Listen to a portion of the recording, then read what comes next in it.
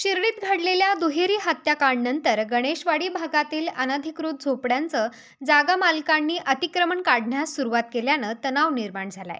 काल पहाटे शिर्डीत रस्त्यांवर 2 जणांची निर्घृण हत्या करण्यात आली, तर एकावर प्राणघातक हल्ला करून जखमी करण्यात आले। यानंतर दिवसभर शिर्डीत वातावरण तणावपूर्ण राहिले।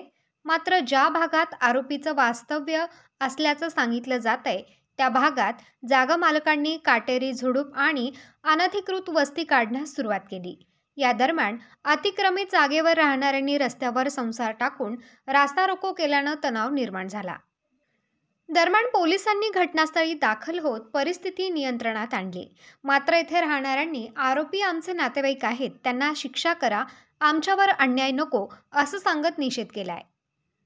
काय घडलं हे कोणालाच माहित नाही। ज्या वेळेस त्यांना सांगितलं तुमचं सामान वगैरे बिराड वगैरे काढून घ्या, त्यावेळेस त्यांनी पूर्णपणे त्यांचं सामान वगैरे गुंडाळलेलं होतं आणि जिथं यांना जागा भेटन तिथं हे निघून जात होते। त्याच्यात काही अडचण नाही, पण हे न विचारता डायरेक्ट सामान घ्यायच्या पहिले आले आणि डायरेक्ट जीसीपी लावून मोडतोड करायला सुरुवात केली।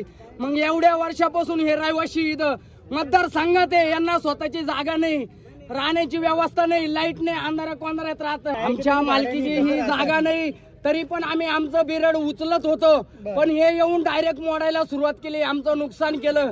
आम्हाला स्वतःची जागा नसली तरी मग तुमचं सांगायचं काम आहे। आमचं गोरगरिबाचं नुकसान झालंय इथं बी। आमचे 2 पेशंट हॉस्पिटलला गेले, दुसऱ्याची शिक्षा आम्हाला नका देऊ, आमच्या गोरगरिबांना नका देऊ। आमची राहायची व्यवस्था करा, आमची जागेची व्यवस्था करा, आमची हीच मागणी आहे सरकारला। कालच्या घटनेमुळे ही कारवाई झालेली आहे, पण कालच्या घटनेमध्ये जरी कोणी नातेवाईक असलं यांचा काही संबंध नाही। तुम्ही गुन्हेगारांना शिक्षा करा, आम्ही पण साथ देतोय तुमचा। ते दुःख त्यांना झालं ते आम्हाला पण झालं, असं व्हायला नव्हतं पाहिजे, पण तुम्ही दुसऱ्यांना त्रास नका देऊ साहेब।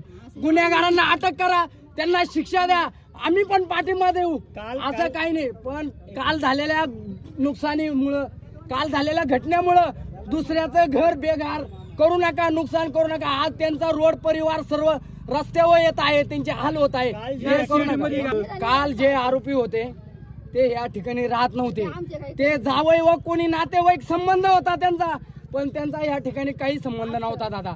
पण तुम्ही नातेवाईक असले म्हणून तुम्ही नातेवाईकालाच लगे मारू नका ना। मग तुम्ही स्वतःहून सगळं काढत असताना ते अचानक कारवाई झाली। आम्ही स्वतःहून सामान वगैरे काढत होतो साहेब, पण अचानक मध्ये ते लोक आले, जीसीबी आले, डायरेक्ट मोडायला चालू केली। आमचे रोड लोक आजारी पडले, बेशुद्ध झाले, कोणी हॉस्पिटलला गेले, फार नुकसान झालंय। लोकांचं वयस्कर माणसं आहे, लहान लहान लेकर आहे त्यांच्याकडे दादा। अचानक मध्ये जाणार कुठं ते? त्यांची जर स्वतःची जागाही नाही या साम्राज्यात तर जाणार कुठं ते? बेघर झाले ना, खायची व्यवस्था या बाबाच्या नगरीमुळे ते इथं राहतात, पण जर त्यांची खाण्याची कष्ट मोलमजुरी करतात। आतापर्यंत आमचं मतदान सगळं इडलंय कागदपत्र, पण अशी गलती कधी झाली बी नव्हती। तो अपंग घेर पुढे पण ते आमचं कोणी नाही लागत साहेब। नितीन सर, आमचं काल ज्यांनी केलं ना त्याला तुम्ही फाशीची शिक्षा द्या। आमचं कोण नाही साहेब, ते जाते फक्त जात आमचं कोण नाही, आमचे कोण नाही साहेब, पण आमच्यावर तुम्ही अत्याचार करू। आम्ही दादा आमचं काय म्हणणं आहे, आम्हाला लगेचच्या लगेच कुठं कॉप्या कोणी किंवा घरकुला आम्हाला लगेच राहू देतील का लोक? आम्हाला लगेचच्या लगेच कुठं आम्ही काय म्हणलं, आम्हाला मुदत द्या, 2 दिवसाची द्या, 3 दिवसाची द्या, 4 दिवसाची, आमचं तिथं म्हणलं तुम्ही मान्य, पण तिने आज डायरेक्ट जीसी आणून डायरेक्ट आमचं माझं स्वतःचं सामग्री खायची त्यापासून सोडून टाकलं कडे, त्यापासून मी स्वतः तिथं फेकलेली, त्यांनी जीसी लावलेलं। मग खासदार आल्याशिवाय मी पण मागत आणा, ही केस पण खासदाराकडे झालेली काल, तर माझं पण म्हणणं आहे का खासदाराशिवाय आले सुजय दादा पाटील मागणी काय तुमची? माझी मागणी का खासदार आमचं पण